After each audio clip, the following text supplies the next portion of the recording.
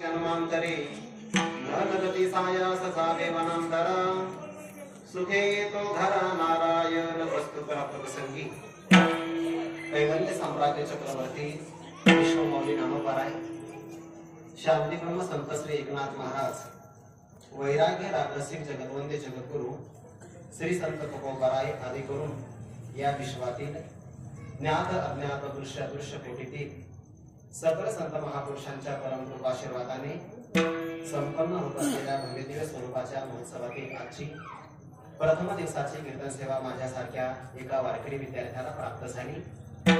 उपस्थित आपणा सर्वांच्या अंतःकरणामध्ये विराजमान सर्व व्यापक परमात्म्याच्या श्रीकीर्तन म्हणून घेतलेला अभंग वारकरी संप्रदाय रूपी मंदिराच्या कलशस्थानी विराजित वैराग्य रागरसिक जगतवंदे जगद्गुरु श्री संत तुकोबाराय यांच्या गाथेतील नामोपर प्रकरणातील 6 चरणाचा अभंग असून या अभंगातून जगद्गुरु श्री तुकोबाराय नाम संकीर्तन भक्तीचं महात्म्य प्रतिपादन करतात।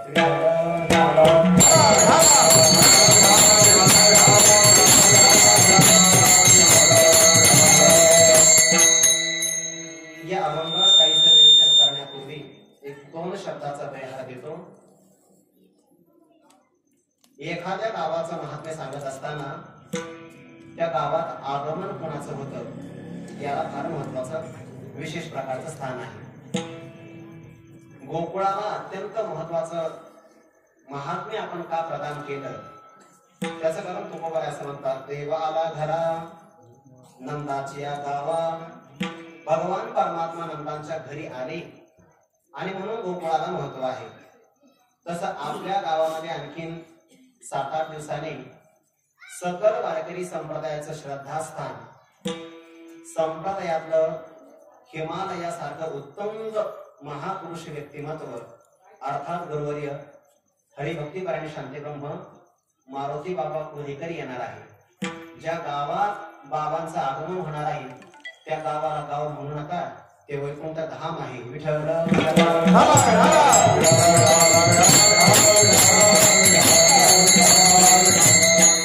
तसंही आपल्याला वैकुंठ धाम पाहण्याची सवय आहेच। नदीच्या काठावर त्याला वैकुंठ धामाचं नाव दिलेलं असतं, खऱ्या अर्थाने ते वैकुंठ नाही। परितया पाशी पांडवा मी हरपला वसावा, जेथ नाम घोष बरवा करीती माझा।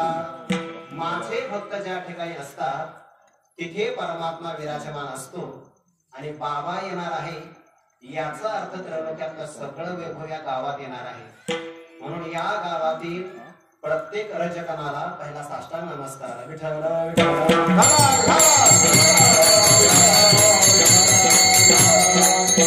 गावाचं नाम गमतीशीर आहे, नाव आहे कोरेगाव, पण कोरा नाही सगळं ओलं गाव आहे।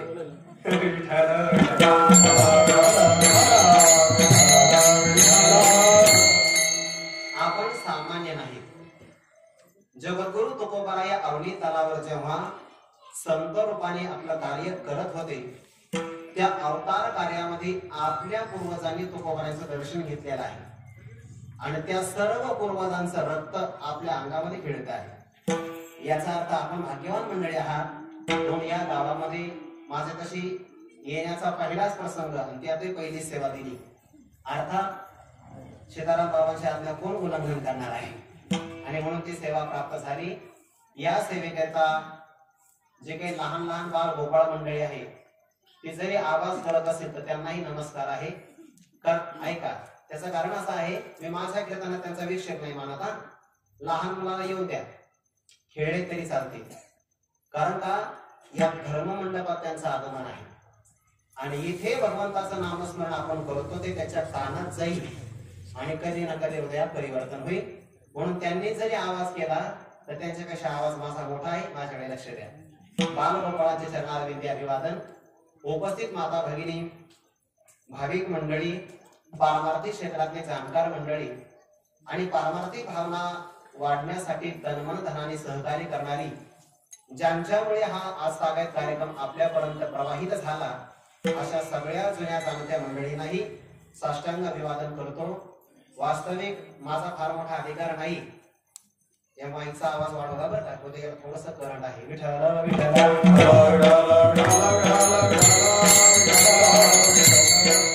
तिथे नाहीये पण इथे आहे मात्र. बहुतेक त्यामुळे त्याला कापड लावलंय. विठ्ठल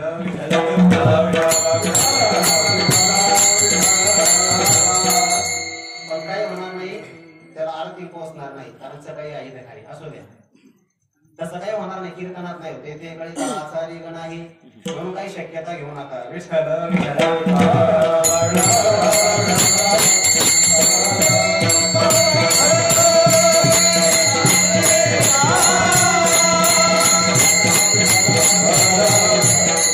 अतिशय मोठ्या मनाने मृदंगाची साथ करणारे हरिभक्ती परायण सुभाष महाराज उबाळे ते माझ्यापेक्षा कितीतरी मोठे आहेत बरं का. पण असं मला म्हणावं असं वाटतंय, त्यांच्या वजनाचं पारडं खाली आणि मी वरती उचलला गेलोय असं म्हणावं लागेल. असे सुभाष महाराज आहेत. साथ करणारे हरिभक्ती परायण गोविंद महाराज आहेत. गोपाळ महाराज आता एकच नाव आहे त्यांचं ते. हरिभक्ती परायण लक्ष्मणजी महाराज आहे, सचिन महाराज, भरत महाराज, शरद महाराज, गोलक काका आहेत. या आणखीनही माझ्या पाठीमागे टाळकरी मंडळी, या सर्वांच्या चरणारविंदी एकदा अभिवादन करून मी माझ्या सेवेला प्रारंभ करतो. मस्तक माझा पायावरी, मस्तक माझा पायावरी,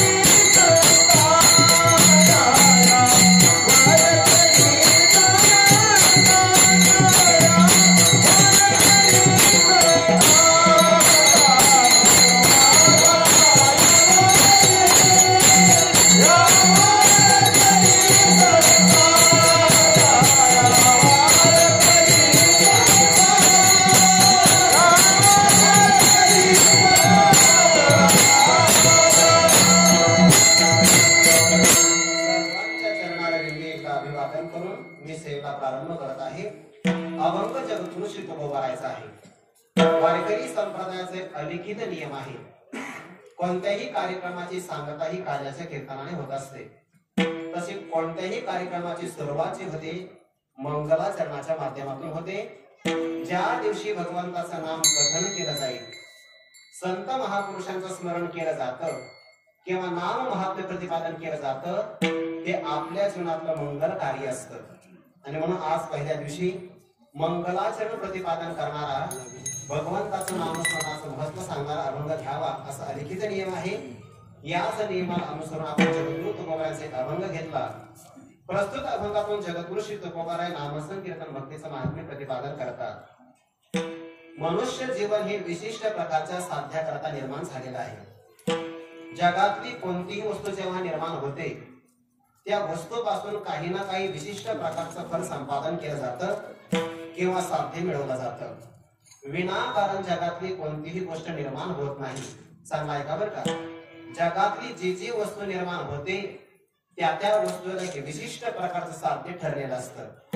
आणि म्हणून ज्या अर्थी मनुष्य देह निर्माण झाला, या अर्थी या मानवी देहाचं देखील काही ना काही साध्य असलं पाहिजे. कोणत्याही कारणाशिवाय मनुष्य देह निर्माण होणार नाही. मग या देहाचं साध्य काय आहे तो कोणाला सांगतात. तुका म्हणे जन्म आया ठेवा,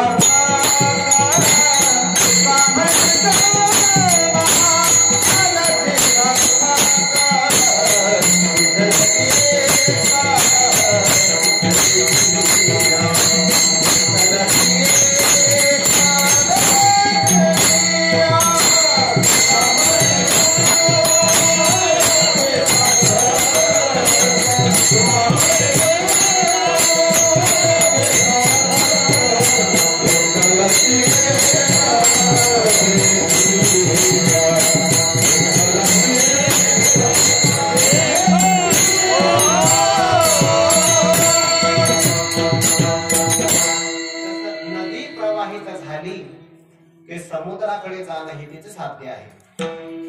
सोन्याला 16वा कस लागला ही शुद्धतेचा कस आहे. देवळाच्या कामात कळस लागला ही शुद्धतेची परमोच्च समाप्ती आहे. तशी भगवत दर्शनाची लाभ गोष्ट प्राप्त झाली तर या मनुष्य देहाची सफलता आहे. तुका म्हणे जन्म आल्याचे सार्थक विठ्ठलचे कधी केलिया. एका भगवंताचं दर्शन झालं तर या मानवी देहाची सफलता आहे. पण मग भगवत दर्शन होणं तेही एवढं सोपं नाही. त्याकरता प्रयत्नाची पराकाष्ठा करावी लागते. यासाठी केला होता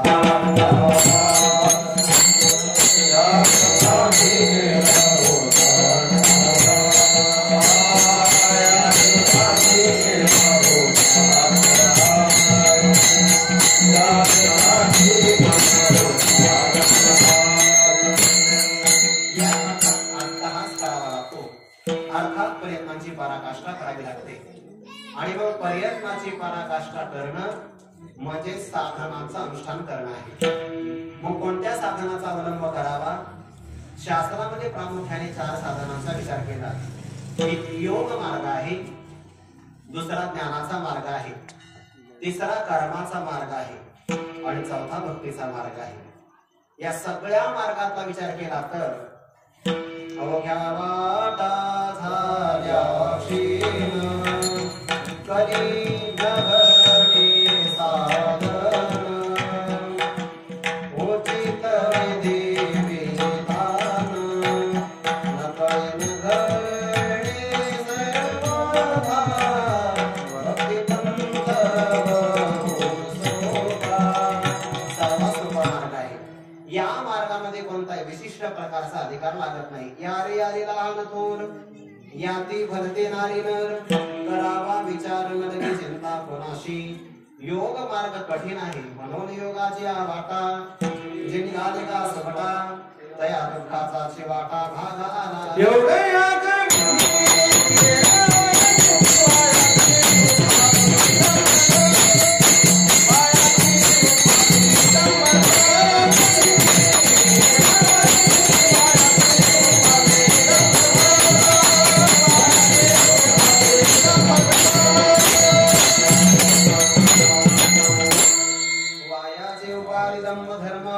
कठीण आहे. योग या ही सिद्धी म्हणजे प्राप्ती. परिपूर्णता या साधनाने होऊ शकत नाही. अर्थात योग मार्ग कठीण आहे. कर्म मार्गाचा विचार केला तर सूक्ष्म आहे आणि तत्वज्ञानाच्या मार्गाचा विचार केला तर जेतव्रताचरणे कर्कशे विवेक शर्वणे खरपुसे हरिता जाती गोपसे बुद्ध्यादिकांचे म्हणून ज्ञान मार्गही कठीण आहे. मग आपल्या करता सर्वात सुलभ कोणता मार्ग आहे? भक्तिपंथ बहु सोपा. सर्वात सोपा मार्ग आहे भक्तिपंथ आणि या भक्तिपंथालाच भागवत धर्म असं म्हणतात. भागवतामध्ये असं गुण चिंतन आलं आहे. भक्त प्रल्हादजी गुरुकुलामध्ये शिक्षण घेतात. थोडं चांगलं आहे का? आणि मग गुरुकुलामध्ये शिक्षण घेत असताना शिक्षणाचा कालावधी संपला आणि दुसरा पाठ सुरू झाला नाही. त्या मधल्या काळाला काय म्हणतात? सुट्टीचा मध्यांतर म्हणतात. त्याला आपण इंटरवल म्हणतो.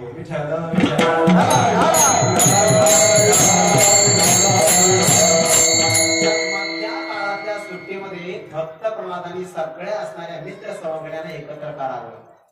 2 मित्रांनी परस्पराला काही सांगावं. याचा आदर्श उदाहरण काय असेल तर भक्त प्रल्हादांचं चरित्र आहे. आपण मित्राला काय काय सांगतो यावरून आपला अधिकार ठरत असतो. सगळ्या मित्रांना एकत्रित केल्यानंतर भक्त प्रल्हादांनी सांगितलं, ऐका म्हणे, आपल्या जीवनामध्ये आपण काय केलं पाहिजे, काय करावं? कौमाराचरित प्राज्ञ धर्मान भागवतानिह. कुमार अवस्थेमध्ये अर्थात तरुण अवस्थेमध्ये परमार्थ केला पाहिजे. कौमार आचरित प्राज्ञ धर्मान भागवतानिह. या भागवत धर्माचं आपण परिपालन केलं पाहिजे. कारण परमार्थ हा तरुण अवस्थेमध्ये होतो. वृद्ध अवस्थेमध्ये इंद्रिय सहाय्य देत नाहीत, मानव तसा परमार्थ घडत नाही. बाळ अवस्थेमध्ये समज चाललेली नाही, त्यामुळे परमार्थ करण्याची शक्यता नाही. आणि तरुण अवस्थेमध्ये परमार्थ करता येतो पण प्रवृत्ती होत नाही. जीवाची शोकांतिकाच आहे.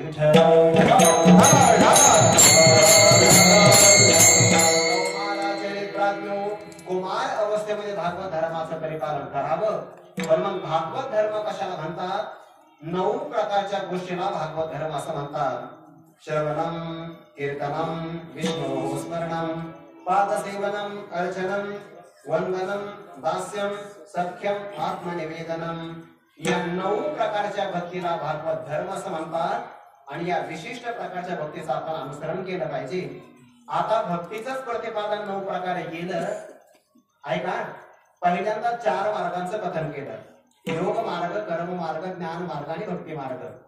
त्यापैकी भक्ती मार्ग सर्वश्रेष्ठ आहे, पण या भक्तीमध्ये सुद्धा पुढे 9 प्रकार केले।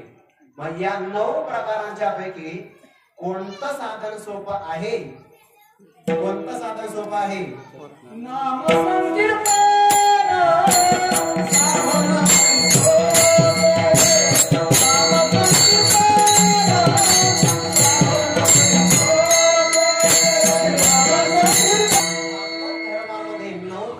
भक्तीचं प्रतिपादन केलं, पण त्यापैकी श्रवणम कीर्तनम, कीर्तन भक्ती बाजूला घ्या।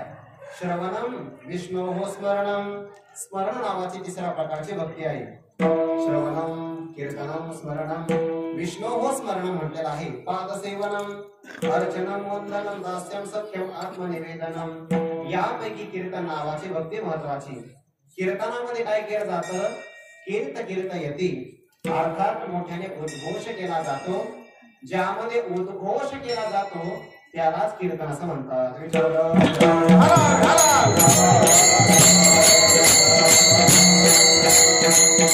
कीर्तनाचाही विचार केला तर कीर्तनही अनेक प्रकारचा आहे।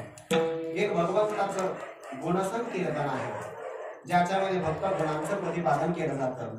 एक लीला संकीर्तन आहे, ज्याच्यामध्ये भगवंताच्या लीला कथन केल्या जातात, जे की काल्याचे कीर्तन आहे। गुण प्रतिपादन केले जातात, ऐकाय श्री अवतार्य ज्ञान वैराग्य ऐश्वर्य हे साही गुणबली वसती, जे तर ते गुण संकीर्तन आहे। आणि सर्वात सोपं कोणतं असेल? नाम संकीर्तन आहे। गुण संकीर्तन किंवा लीला संकीर्तन करायचं असेल तर कमीत कमी वक्ते आणि श्रोते असावे लागतात। नाम संकीर्तन करतात तशी काही अपेक्षा नाही, एकटाही मनुष्य करू शकतो। विठ्ठल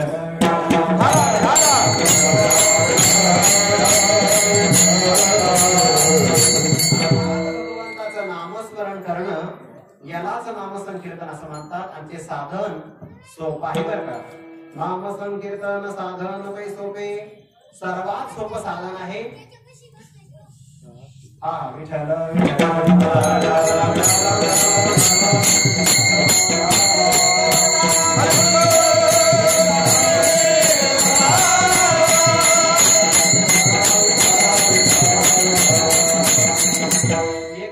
पुराणामध्ये श्लोक असा आला आहे, जर आपण भगवंताचं नामस्मरण केलं तर सगळे रोग नष्ट होतात। अच्युतानंत गोविंद नामोच्चारण भेषजात नश्यन्ति सकला रोगा सत्यम सत्यम वदाम्यहम। जर कोणताच रोग व्हायचा नसेल ना तर या श्लोकाचं पारायण करा। अच्युतानंद गोविंद नामोच्चारण भेषजात, भेषज म्हणजे औषध, हे भगवंताचं नामस्मरण एक प्रकारचं औषध आहे। अच्युतानंत गोविंद 3 नाम सांगितले, अच्युत अनंत आणि गोविंद। अच्युतानंत गोविंद नामोच्चारण भेषजात नश्यन्ति सकला रोगास सत्यम सत्यम वदाम्यहम, सगळे रोग नष्ट होतात, कोरोना होतात।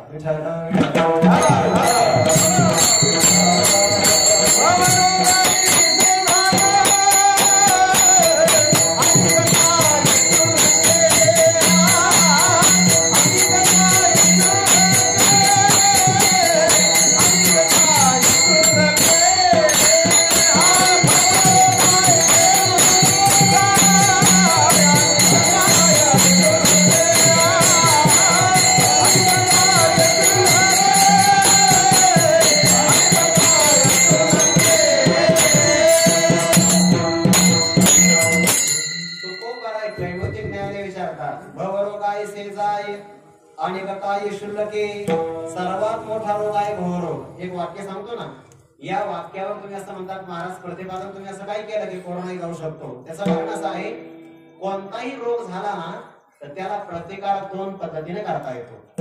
एक औषधोपचाराने करता येतो आणि दुसरा मानसिक सामर्थ्याने करता येतो। एखाद्याकडे औषधोपचार करता येते पण मानसिक धैर्य नसेल ना तर रोगाला प्रतिसाद शरीर देत नाही। बरीच माणसं रोगाने नाही गेली, मनाने खचली म्हणून गेली, आणि नामस्मरण मनाला बळ देत। म्हणून माझं वाक्य खरंच आहे, की हाही रोग जातो. विठ्ठल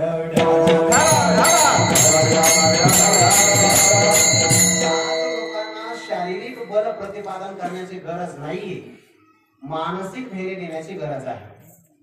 पोखरलेली माणसं आपण आणि अध्यात्माशिवाय कोणताही उपाय आध्यात्मिक किंवा मानसिक बळ देऊ शकत नाही. जे परमार्थामध्ये बळ येतं ते विचाराचं बळ असतं आणि विचाराच्या बलाने संपन्न असणारी माणसं कोणत्याही रोगाने खचत नाही. म्हणून अध्यात्म सर्वात मोठा औषध आहे. भवरोग आहे से जाय आणि काय शुल्लके. पण मग हे साधन सर्वांना करता येतं का? सर्वाधिकार सेव्य आहे. याच्याकरता विशिष्ट प्रकारचा अधिकार लागत नाही. म्हणून या साधनाला अत्यंत सोपं असं म्हटलं आहे. विठ्ठल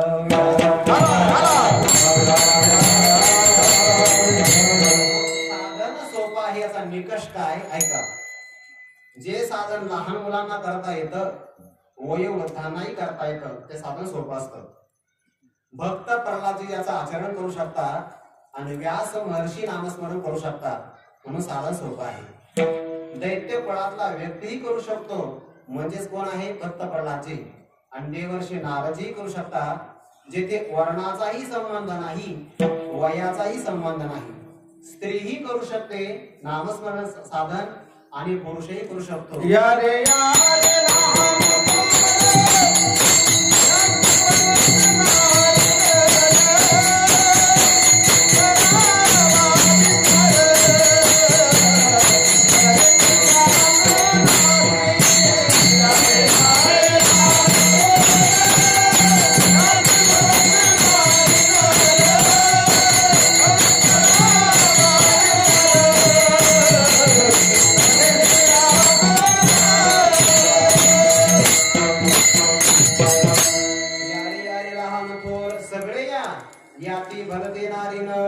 कोणत्याही वर्ण आश्रम परंपराचा प्रतिबंध नाही. बाळे नारी नर आदी करुणी सगळ्या प्रकारचे येऊ शकतात. म्हणून हे साधन सोपं आहे. जिथे वयाची मर्यादा नाही, वर्णाची परंपरा नाही किंवा कोणत्याही प्रकारचा जातीचाही भेद नाही, सर्वाधिकार सेव्य आणि अत्यंत समान साधन काय असेल तो आपला परमार्थ आहे. इथे कोणती जात पाहिली जात नाही. जात वित्त गोत कुळशीड मात पाहिली जात नाही. म्हणजे का त्वरित भावना युक्त, फक्त भावनेने युक्त होऊन इथे भगवंताचं नामस्मरण करावं लागतं. हे साधन या अंगाने सोपं आहे. दुसऱ्या एका अर्थाने सांगतो, काही साधन हे विशिष्ट प्रकारच्या आसनातच केले जातात. मनुष्याने भोजन कसं करावं? मांडी घालून बसून करावं. उभं राहून भोजन करणं हे चुकीचं आहे बरं का. आपण स्वतःला किती आधुनिक समजलं तरी ते चुकीचं आहे.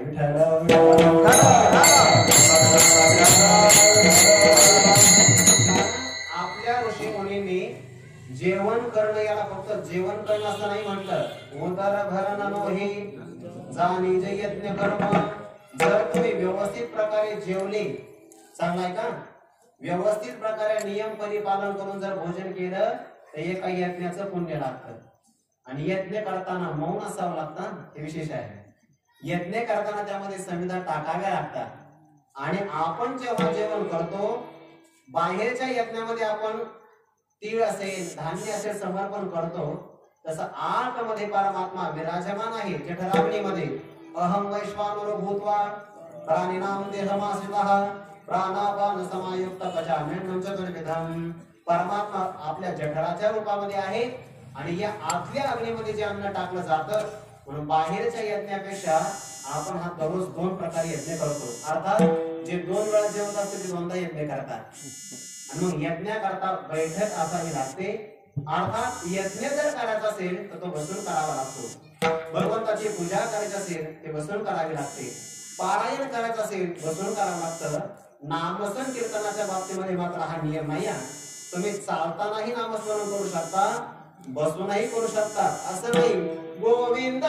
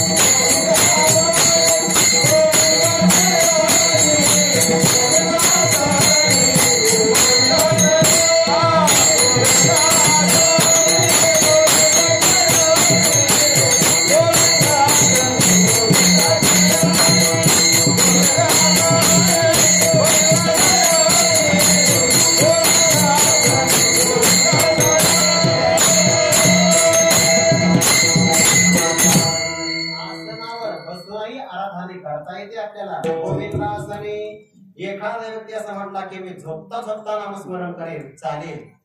जो व्यक्ती झोपण्याच्या अगोदर नामस्मरण करतो चांगला आहे का? नामस्मरण करता करता जर निद्रा लागली तर सकाळी उठेपर्यंत जेवढा वेळ जाईल तो सगळा वेळ नामसंकीर्तनात जमा होतो. इतकं महत्वाचं आहे.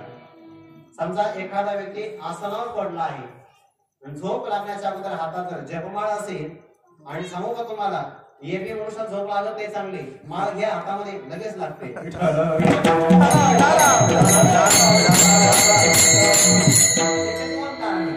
एक तर नामसंकीर्तनाने समाधान होतं म्हणून झोप लागते. दुसरा अर्थ, एवढं आपलं पापच नाही की फार नामस्मरण व्हावं, लगेच झोप येते.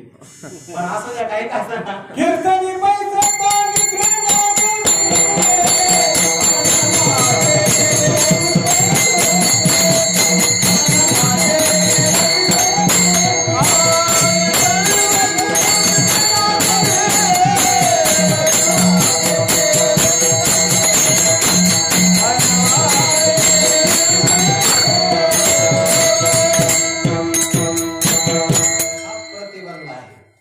कीर्तनात बसत असताना जर झोप लागली, आता 7 ते 9 नाही लागणार, 9 ते 11च्या मासावले अनुभव.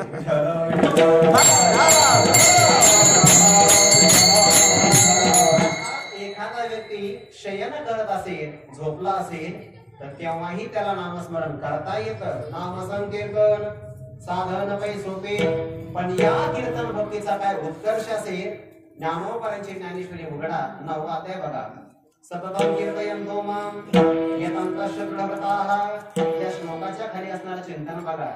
नामसंकीर्तन केल्यामुळे जगात संतांनी पापच ठेवलं नाही.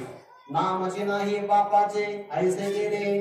पूर्व काळामध्ये कोणीतरी एखादा व्यक्ती वैकुंठात जायचा, पण संतांनी नामसंकीर्तन केल्यामुळे वैकुंठातला परमात्माच खाली आला. ज्या सुखात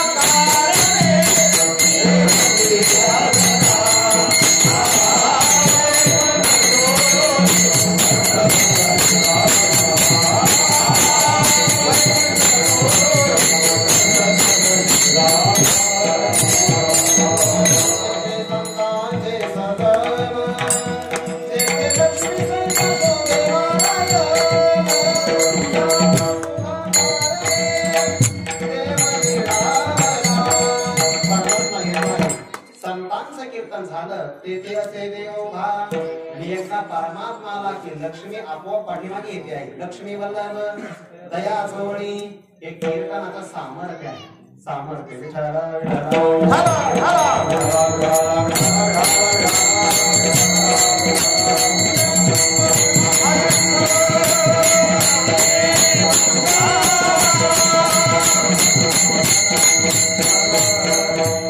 त्यांनी आपल्या जीवनात पापच ठेवलं नाही.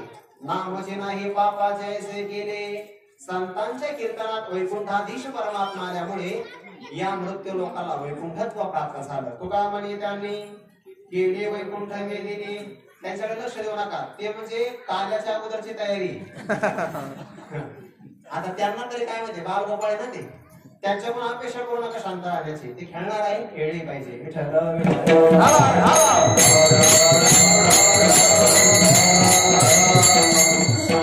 संप्रदायामध्ये संत महत्वाचे आहे आणि त्यांनी कीर्तन भक्तीचा उत्कर्ष केल्यामुळे साधन पै सोपे.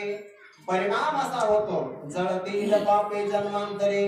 शंका निर्माण होईल, साधन जर सोपं असेल तर त्याचं फळही लहान असेल असं नाही. नामसंकीर्तन साधन सोपं आहे, पण फळाच्या बाबतीतली अपूर्वता अशी आहे, जळतील पापे जन्मांतरे. गुरुवारे मारुती बाबा एक उदाहरण सांगत असतात. काही गोष्टी दिसण्याकरता लहान असतात, पण त्याचा परिणाम फार मोठा असतो. उदाहरण बाबांचेच पाठातलं आहे आणि बाबांचं त्या निमित्ताने स्मरण होते म्हणून सांगतो आहे. जुन्या काळातला दृष्टांत आहे. पूर्वीच्या काळामधला एक मुंबईचा जावई आणि मग दिवाळी सणाला तो गावाकडे आला. आता गावाकडे आला तर गावाकडची परिस्थिती वेगळी आणि मुंबईतली परिस्थिती वेगळी. मुंबईत लाईटीची सुविधा चांगली आहे, शहरामध्ये आजही सुविधा चांगली. आता सगळीकडे चांगल्या बरं का. ते काय झालं, एलईडी बल्ब आल्यामुळे काय झालं, वीज कमी प्रमाणात बऱ्याच प्रमाणात शिल्लक राहिली आणि त्यामुळे मग आकडा टाकून जरी वापरली तरी शिल्लकच आहे.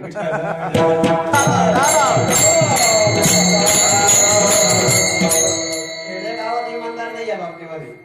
मीटर पण कसं होत आहे, शहरात बसवावे लागतात. असू देतो, आपला विषय नाही. आणि मग तो जावाई शहरातून गावामध्ये आला. दिवाळी सण जावयाची सहसा मिळवणी चेष्टा करतात आणि केली पाहिजे. एक अपूर्व पर्वाचं नातं असतं बरं का. त्याचं भोजन वगैरे झालं आणि मग तो सहज गच्चीमध्ये खेळायला गेला. त्याने घराच्या बाहेर पाहिलं तर दिवे लावले होते, ज्याच्यामध्ये तेल टाकलेले, पंथी वात आहे, दिवे लावले. आणि मग त्याने विचारलं की याच्यातून प्रकाश येतो, याला काय म्हणतात.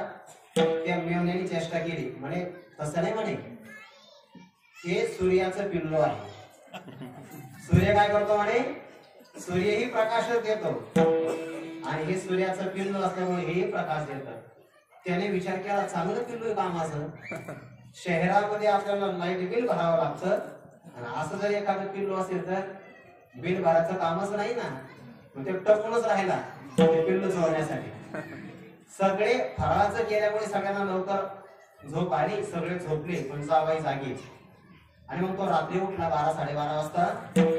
ते सूर्याचं पिल्लू त्याने घेतलं, विचार केला जर हे लपवून ठेवावं तर कुणाला तरी कळेल. कपाटात ठेवलं तर कपाट आपल्या मालकीचं नाही, त्यामुळे कळेल. म्हणून खेड्या गावातला तो प्रसंग असल्यामुळे जे काही वैरणीचा गंज आहे फार मोठा, चारा म्हणतात, चारा वाळलेला, त्या चाऱ्याच्या आतमध्ये त्याने ते लपवून ठेवलं आणि कोणीच आपल्याला पाहिलं नाही. या भावनेमध्ये रात्री 12:30-1 वाजता झोपला. आता ते सूर्याचं पिल्लू त्याने आपला पराक्रम दाखवला आणि मग रात्रभरामध्ये सगळ्या वैरणीला अग्नी लागली. आणि खेड्या गावामध्ये कसं असतं, वैरणी असे लागून असतात. सगळ्या गावात आग लागली आणि मग सगळ्या गावाचा आवाज त्याने ऐकला, झोपेतून जागा झाला. आता राख झाली होती, राखही झाली होती, राखही झाली होती. त्या राखेमध्ये तसा शोध घेऊ लागला काळी. बाकीच्या लोकांनी विचारलं काय करता जावं बापू. म्हणजे ते सूर्याचं पिल्लू कुठं आई शोधतो. आणि मग लक्षात आलं, अरे या सूर्याच्या पिल्लूचाच पराक्रम आहे. मला दृष्टांत संपला. वैरण मोठी आहे पण ती अग्नीची असणारी ठिणगी लहान जरी असेल तर तिचा पराक्रम मोठा आहे. तैशी नामे केले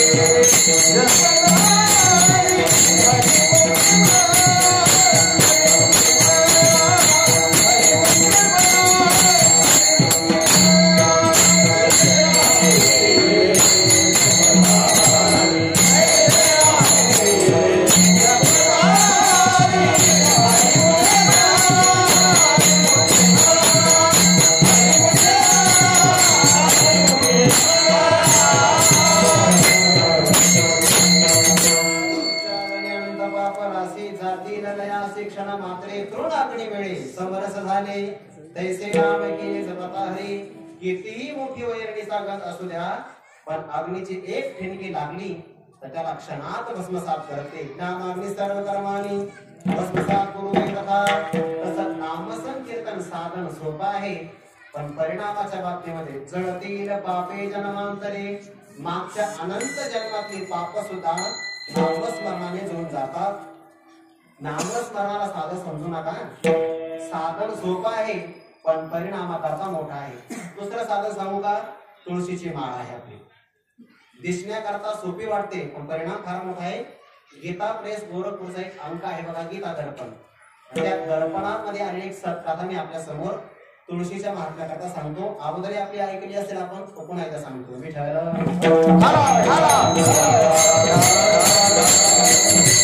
घडलेली मात्र सत्य घटना आहे. राजस्थानमध्ये उदयपूर नावाचं गाव आहे बघा. आज जयपूर किंवा उदयपूर दोन्ही पण जवळ आहे. तर एका हिंदू महात्म्याच्या आश्रमामध्ये एक मुस्लिम व्यक्ती दर्शनाकरता गेली आणि मग दर्शना गेल्यानंतर तो जेव्हा पाया पडू लागला त्याच्या गळ्यातून अशी एक माळ दिसली तुळशीची. मग त्या हिंदू महात्म्याने विचारलं, का हो तुमच्या धर्मामध्ये तर तुळशीची माळ परिधान करावी असा काही नियम नाही, मग तुम्ही तुळशीची माळ परिधान का केली? त्या मुस्लिम व्यक्तीने सांगितलं, मला असा अनुभव आला तुळशीचा, त्यामुळे मी माळा परिधान केली. काय अनुभव आला? एके दिवशी मी वनातून प्रवास करतो आहे. रात्रीचे 2 वाजले, निर्मनुष्य रस्ता आहे, कोणीच नाही आजूबाजूला आणि अशा बिकट परिस्थितीमध्ये फक्त रात पिढ्यांचा आवाज.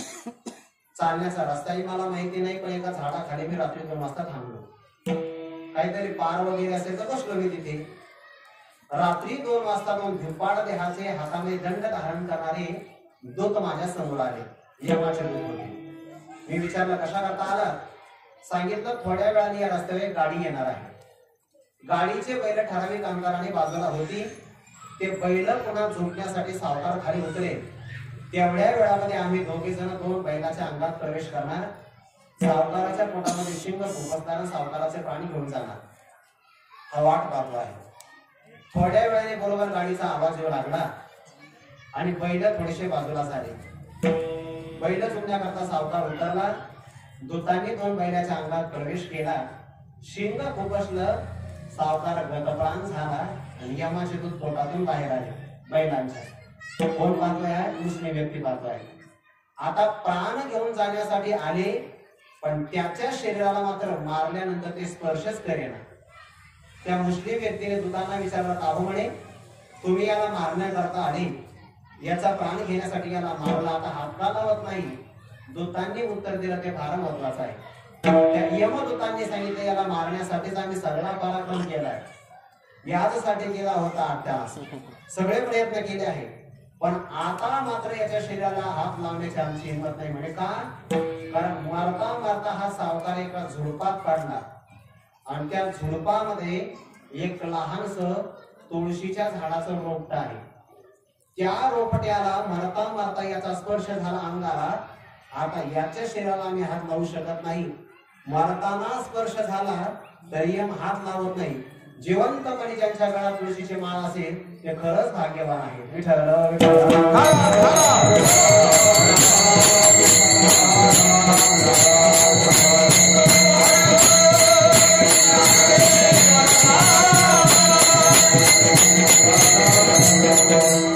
मुस्लिम व्यक्ती जर माळा परिधान करू शकतात तर स्वतःला आपण हिंदू म्हणून घेतो.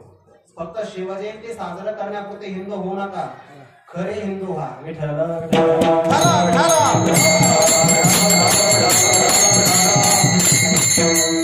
काही बंधन चांगली आहे.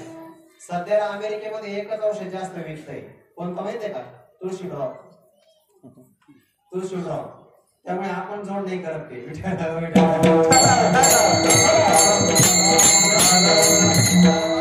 औषध ते विकलं जाते सध्याला कोरोनाच्या काळामध्ये. इतकं महात्म्य आहे. नाम संकीर्तन साधन पै सोपे, जडतील पापे जन्मांतरी. साधन सोपं आहे पण परिणाम फार मोठा आहे. जसा आगळीचा परिणाम मोठा आहे तसा नामसन कीर्तन साधनाचा परिणाम मोठा आहे. मग या साधना करता विशिष्ट देशामध्ये जावं लागत असेल, तुकोबारा म्हणतात जाण्याची गरज नाही.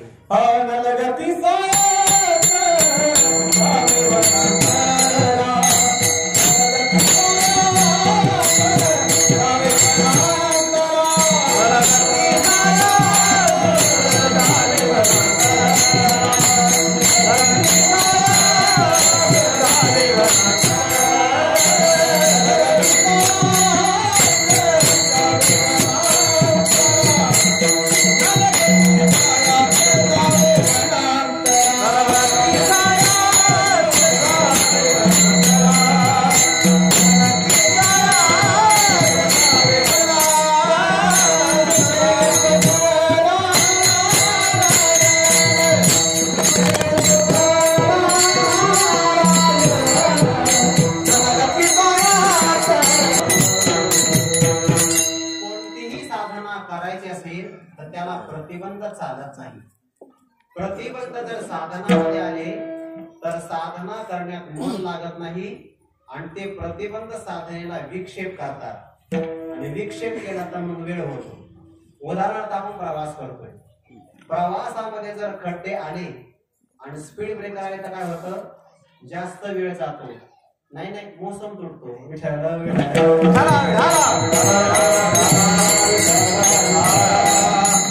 साधना करत असताना नाम संकीर्तन साधन आहे, पण या साधनेमध्ये काही प्रतिबंध येतात आणि मग प्रतिबंध निवारण करण्यासाठी गावातून दुसरीकडे जावं लागतं. इतर क्षेत्रामध्ये साधना घडत नाही म्हणून आळंदीला यावं लागतं.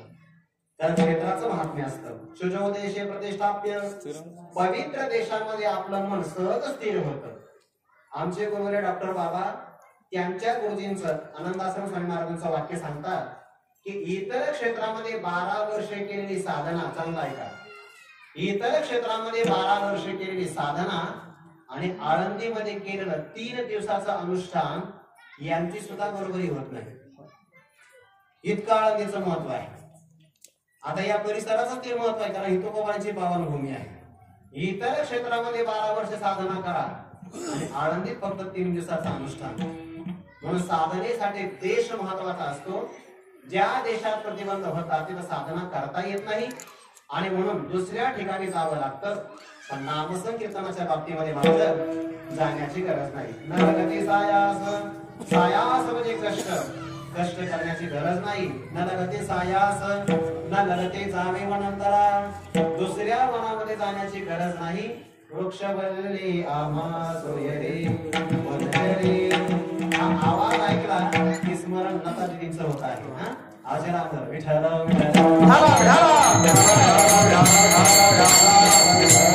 काही व्यक्तिमत्व असे आहेत त्या क्षेत्रातले, त्यांनी अभंग गायले ना, ते अभंग तुकोबारांचे आहेत, संतवाणी आहे. ऐका, त्यांच्यामुळे संतवाणी अजरामर नाही झाली. संत वाणीमुळे ते अजरामर झाले. संत याच्यासाठी गेला होता भीमसेन जोशींची आठवणी आणि वृक्षवल्ली आम्हा सोयरे ऐकलं तर लता देवींची आठवणी. म्हणून वनांतरामध्ये गेलं की ते आपल्याला सहाय्य करतात. ज्ञानोबाला फार मोठे चिंतन करतात. झाडाशी साजणीचा बळा वेगा, कारण आपल्याला मित्राची सवय असते. ज्याला साधना करायची त्याने झाडच मित्र करावे, वृक्ष मित्र करावे आणि ते साधना करावी. पण नामसंकीर्तनाच्या बाबतीमध्ये न लगते सायास जावे वनांतरा, परिणाम असा होतो सुखे येतो घरा नारायण. घर 2 प्रकारचं, एक आपण जिथे शरीराने राहतो ते घरच आहे आणि जिथे परमात्मा राहतो ते हृदय नावाचंही घर आहे. या दोनही घरामध्ये परमात्मा आला पाहिजे. विठ्ठल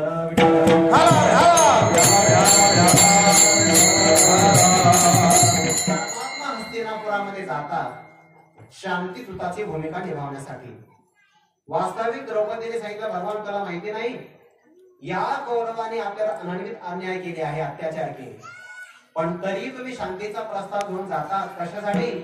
भगवंताने सांगितलं ऐका, मला माहिती आहे कौरव शांतिदूताचा प्रस्ताव मांडणार नाही, शांतीचा प्रस्ताव मान्य करणार नाही, पण तरी का जायचं?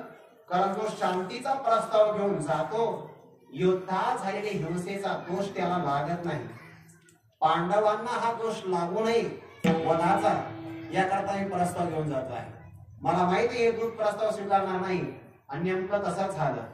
दुर्योधन आपल्या विचार करतोय की परमात्मा आपल्या ताब्यात यावा, जिथे परमात्मा थांबेल त्याने अशी चोख व्यवस्था केली. त्या देशातले विशिष्ट प्रकारचे मेनू पदार्थ जे असतील ते चोख व्यवस्था केली, पण भगवंताने एकही पदार्थ घेतला नाही. शेवटी शिष्टाई असफळ झाली आणि दुर्योधनाने सांगितलं देवा तुम्ही शांतीदूत आहात, कमीत कमी आमच्या घरी भोजनासाठी चला. वाक्य फार गोड आहे, वाक्य चांगलं आहे का? भगवंताने सांगितलं व्यक्ती 2 प्रसंगामध्ये कुठेही जेवण करू शकतो. ऐका, हे आपल्याकडे उपयोगाचं आहे. 2 प्रसंगामध्ये व्यक्ती कुठेही जेवण करू शकतो. एक, समोरच्याचे व्यक्ती आपल्यावर प्रेम करत असेल तर तिथे आपण कधीही जेवण करू शकतो. आणि दुसरा प्रसंग, जर आपला प्राणत्याग होत असेल तर तो कुठेही जेवू शकतो, हॉटेलला सुद्धा. पण प्राणत्यागाचा प्रसंग आला तर हे महत्वाचं आहे, नाहीतर आपल्याला ती परवानगी नाही जेवण्यासाठी. या दोन प्रसंगापैकी मी आज का जेवत नाही? पहिलं कारण तुझ्या मनात माझ्याविषयी प्रेम नाही, दुसरं कारण माझा प्राण जाण्याची सध्याला शक्यता नाही.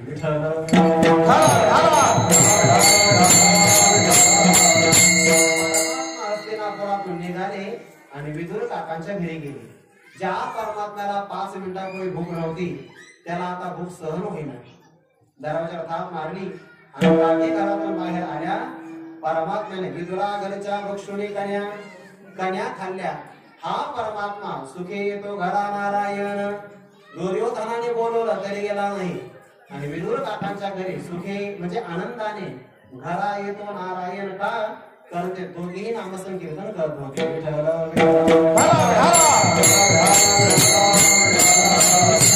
विदुर काकांच्या घरी परमात्मा आले तर ते सामान्य घरात आले आहे. नंद बाबांच्या घरी आले. देवाला घरानंदाची गावा. सुखी येतो घरा नारायण. आणि एक घर आहे आपलं अंतःकरण. आपण नामस्मरण केलं तर आपलं चित्त शुद्ध होतं आणि शुद्ध झालेल्या चित्तरूपी घरामध्ये परमात्मा आपोआप येतो. तुका म्हणे चित्त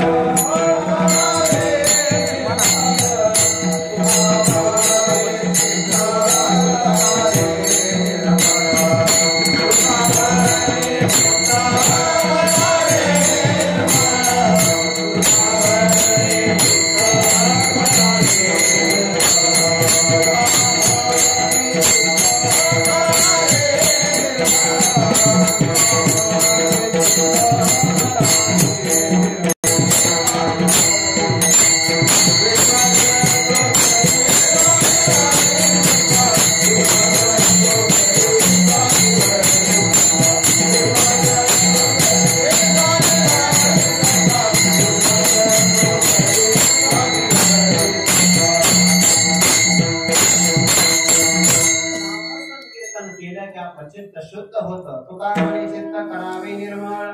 आणि परिणाम असा होतो जिथे चित्त शुद्ध असेल, ज्या मनात गाठी नाही, द्वेष नाही, मत्सर नाही, स्पर्धा नाही, असूया नाही, तिरस्कार नाही, घृणा नाही, कोणत्या प्रकारची असूया नाही, असं चित्त शुद्ध झाला की परमात्मा आपोआप येतो. म्हणे गोपाळ राहे तिथे सुखे येतो घरा नारायण. मग वनात जायचंच नाही. साधना कशी करावी? आईचं बैसवणी करा एक चित्त. आईचं म्हणजे आईच चांगलं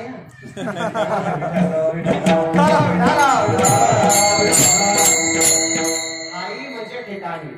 आपण ज्या ठिकाणी आहात त्याच ठिकाणी बसा. आईचं बैसवण फक्त एक करा एक चित्त.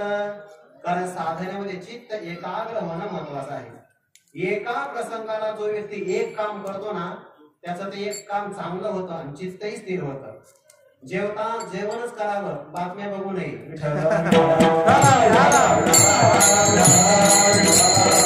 किंवा जेवणच करावं, ऑनलाईन चॅटिंग करू नये. एका प्रसंगाला एकच काम केलं पाहिजे.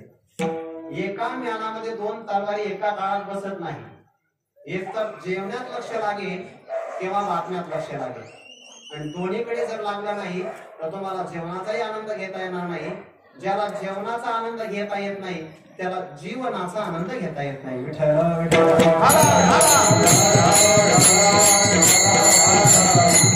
म्हणून वेळ लागला तरी चालेल, निवांत जेवलं पाहिजे.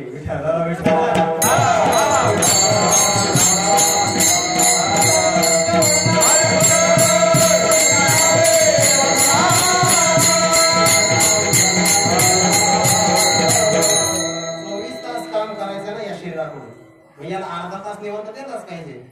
त्याच्यामध्ये काही अन्यथा नाही. करा एक चित्त. आपलं एका ठिकाणी बसावं, चित्त एकाग्र करावं, पण प्रेम असावं. आवडी अनंत आळवावा. अत्यंत आवडीनं. आवड म्हणजे श्रद्धा, श्रद्धा म्हणजेच प्रेम. नामस्मरण कदाचित थोडं कमी जास्त झालं ते चालेल, पण ते प्रेमपूर्वक झालं पाहिजे. आवडी अनंत आळवावा. जिथे आवड आहे तिथे मनुष्याला कंटाळा येत नाही, उत्साह वाढत असतो. आपण उत्साह करतो. हा सगळा उत्सव आवडीनं करतो की नाही? आणि आवडीनं केल्यामुळे 7 दिवस कसे संपतात कळतच नाही. एवढा मोठा जोगमारांचा उत्सव झाला, कळालाच नाही. आणि आता बघितलं की हुरहुर वाटते, मंडप रिकामा आहे. विठ्ठल विठ्ठल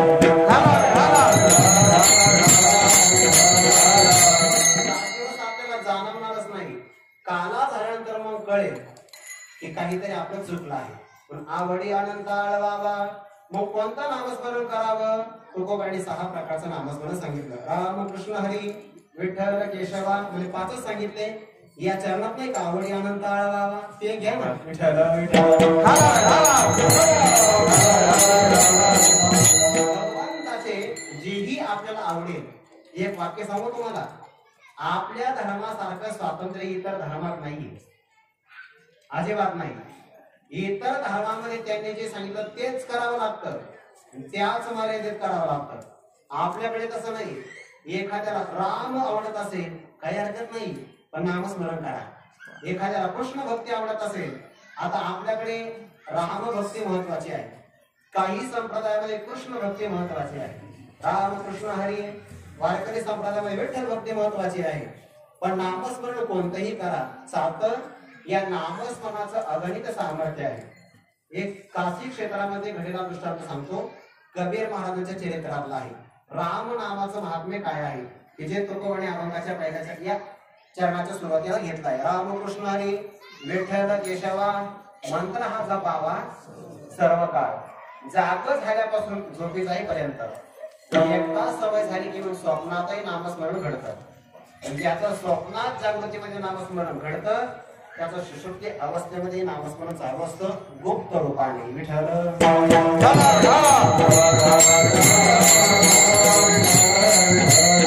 काशी क्षेत्रामध्ये कबीर महाराज राहत असताना त्या काळातला एक प्रसंग घडला. एक श्रीमंत सावकार, घरी 5 मुलं, लावण्य संपन्न असणारी सुंदर स्त्री, सगळ्या प्रकारचं धनधान्याची अनुकूलता आणि तोही परम भाविक होता. पण अकस्मात गत जन्मातलं प्रारब्ध उदयाला आलं आणि अंगावर एक रोग फुटला, पंडुरोग नावाचा. ते अंगातून पू वाहू लागला, रक्त वाहू लागलं, माशा घोंगावू लागल्या. आणि परिणाम असा झाला की जे अगोदर प्रेम करायचे ते जवळही येईना. असेच काही प्रसंग आपण पाठीमागे अनुभवले. पॉझिटिव्ह व्यक्ती आला तिकडे दवाखान्यात, कोणी त्याला भेटायलाही गेलं नाही. आणि बरेच माणसं असेच खचले बरं का, ज्यांना फोनही कोणाचा गेला नाही. मी तर एक बातमी अशी ऐकली, एका बाईने त्या पॉझिटिव्ह माणसाला फोन केला, डॉक्टरना विचारलं, डॉक्टर मला कोरोना होणार तर नाही ना का? कारण मी फोनवर त्याच्याशी बोलले, काय शोध आहे?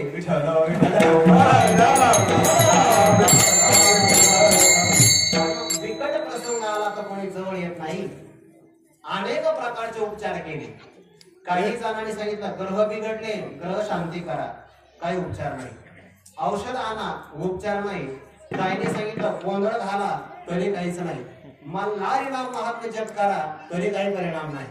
शेवटी सगळे थकले आणि मग त्या सावकारांनी सांगितलं की एक काम करा, भागीरथी म्हणजे मला आत्महत्या करायची परवानगी द्या.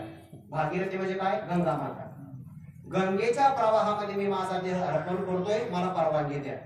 माझं दुःख मलाच बघवत नाही आणि तुम्हालाही सहन होणार नाही.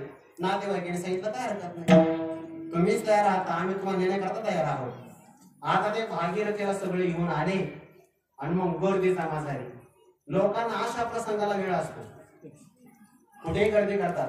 रस्त्याला फक्त एखादा धक्का लागू द्या, लगेच गर्दी, लगेच गर्दी. आणि मग त्या भागीरथीमध्ये कोणीतरी सावकार आत्महत्या करणार आहे आणि मग लोक चर्चाही करायचे, काय म्हणजे घरचे कंटाळे, हा आत्महत्या करण्याकरता आला आहे. तर घरचे लोक जबाबदारी स्वीकारत नाही.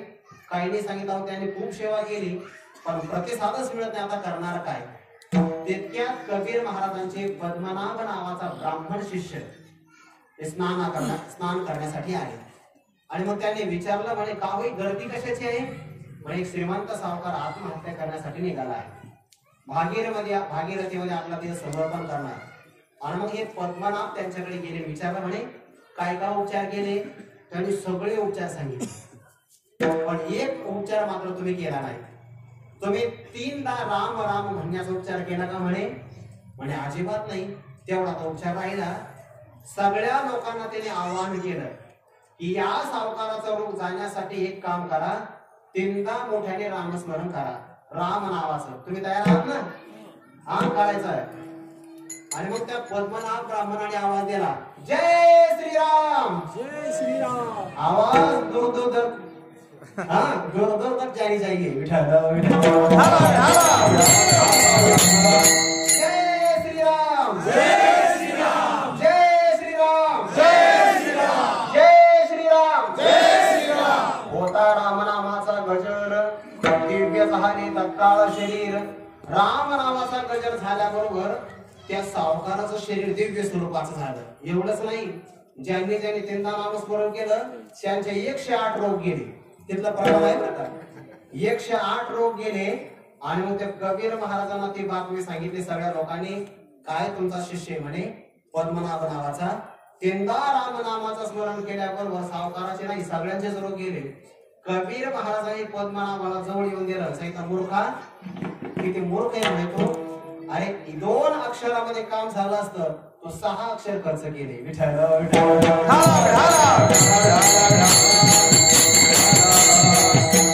भगवान शिवशंकराच्या कंठाचा दाह झाला तर फक्त राम 2 अक्षराचं स्मरण केलं तर कंठ शांत झाला.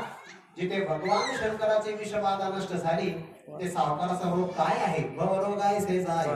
म्हणून 3 वेळा नामस्मरण फुकट कशाला घेतलंय. पण जाऊ दे, आता घेतलं तर काही हरकत नाही. राम कृष्ण हरी. कृष्ण नामाचं सामर्थ्य आहे. हरी हरी हरते पापाणी. जो पापाचा हरण करतो त्याला हरी असं म्हणतात. राम कृष्ण हरी.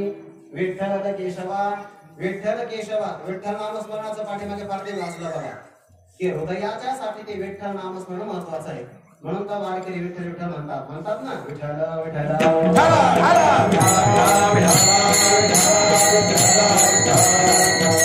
राऊत बाबांचा तर आवडीचा जप आहे हा. रामकृष्ण हरी विठ्ठल केशवा. मग कधी जप करावा, जपावा सर्व काळ.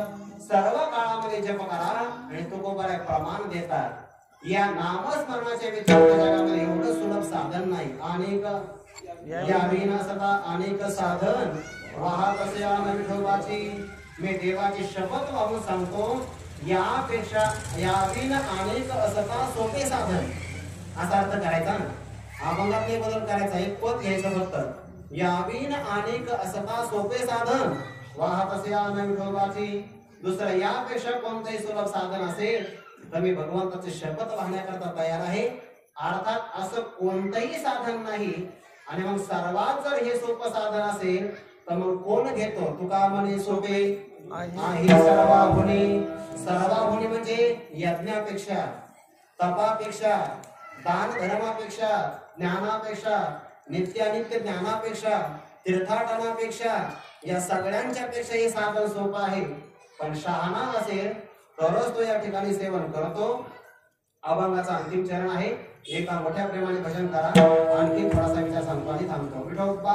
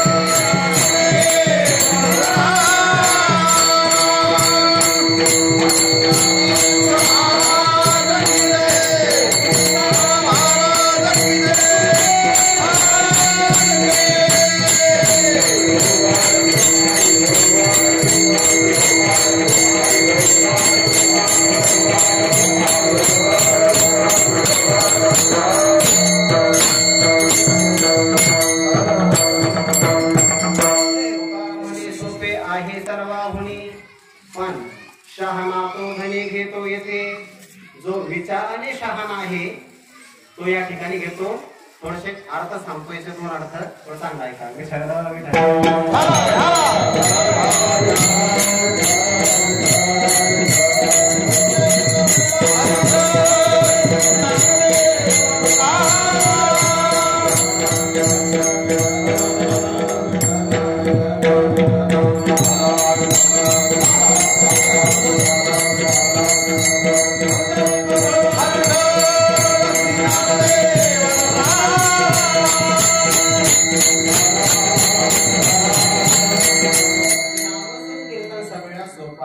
आहे सर्वाहुनी सोपे आहे सर्वाहुनी.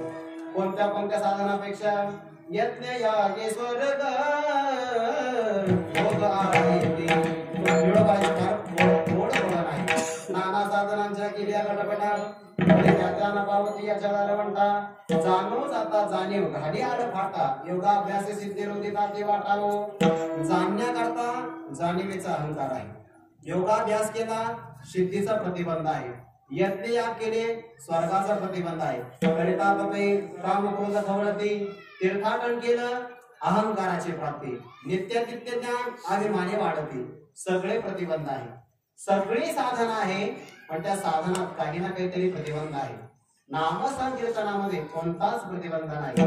तुका म्हणे सोपे आहे सर्वाहुनी.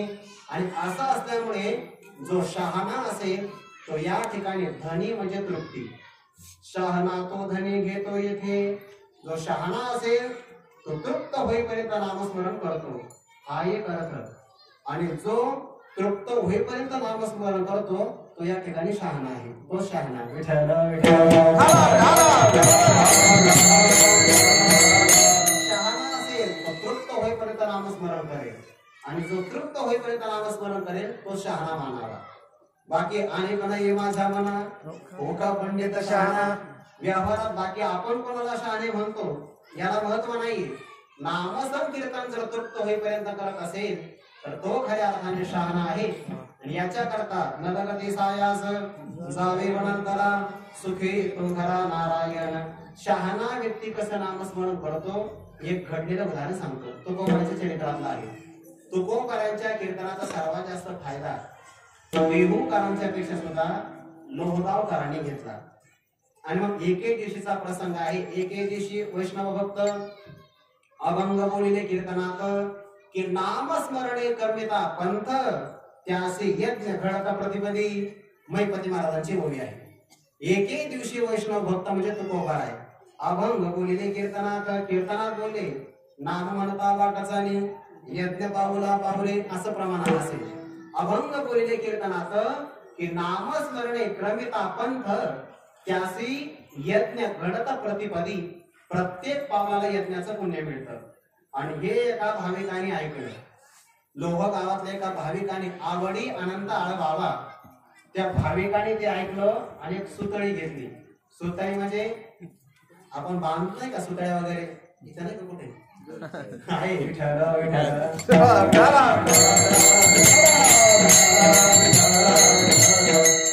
संतांची या पायी हा माझा विश्वास. तुकोबाराच्या मुखातून आलेला शब्द आहे म्हणजे खराच आहे. त्या भाविकाची श्रद्धा होती आणि त्याने आपल्या हातामध्ये सुतळी घेतली. असं राम म्हटलं की तो एक पाऊल टाकायचा लगेच सुतळीची गाठ बांधायचा. दुसरा पाऊल टाकला राम म्हणून की दुसरी गाठ बांधायची. का आपण किती यज्ञ केले हे आपल्याला कळायला पाहिजे की नाही. एक पाऊल टाकला की एक गाठ बांधायची. वर्षभर केलं. वर्षभर हाच कर.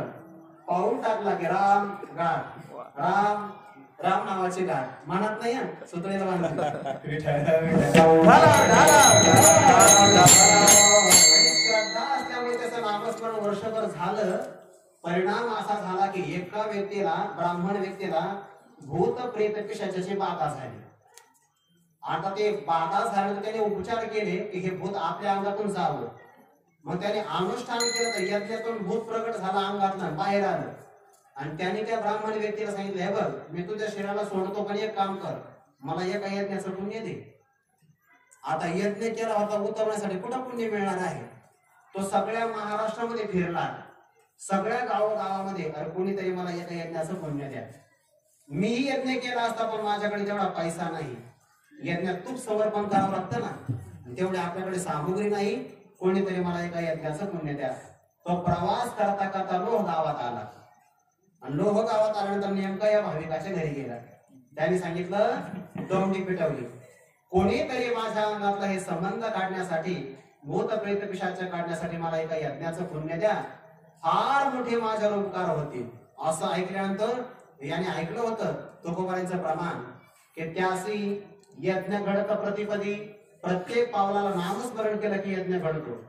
असं ऐकल्यानंतर वर्षभरामध्ये त्या सुतळ्या काढल्या त्याने बाहेर, गाठी मारली आणि एक गाठ कापली, ती पाण्यात टाकली आणि सांगितलं बघ एवढ्या पाण्यामध्ये एका यज्ञाचं पुण्य आहे. कृष्णार्पण म्हणून पाणी प्राशन कर आणि त्या नावाने संकल्प सोड.